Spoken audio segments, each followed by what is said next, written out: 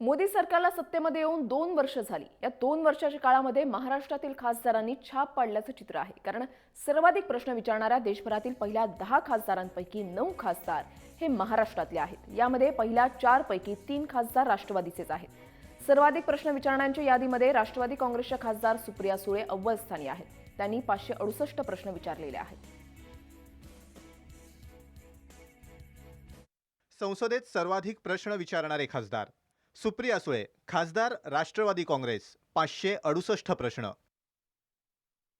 धनंजय महाडिक, खासदार राष्ट्रवादी काँग्रेस, 557 प्रश्न. शिवाजी आढळराव पाटील, शिवसेनेचे खासदार, 554 प्रश्न.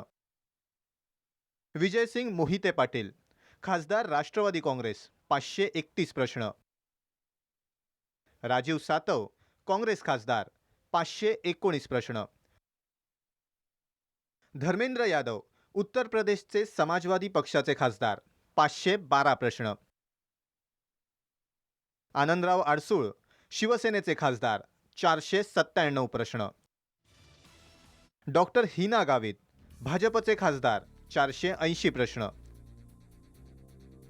राहुल शेवाळे, शिवसेना खासदार, 474 प्रश्न. विनायक राऊत, रत्नागिरी सिंधुदुर्गचे शिवसेनेचे खासदार, 470 प्रश्न.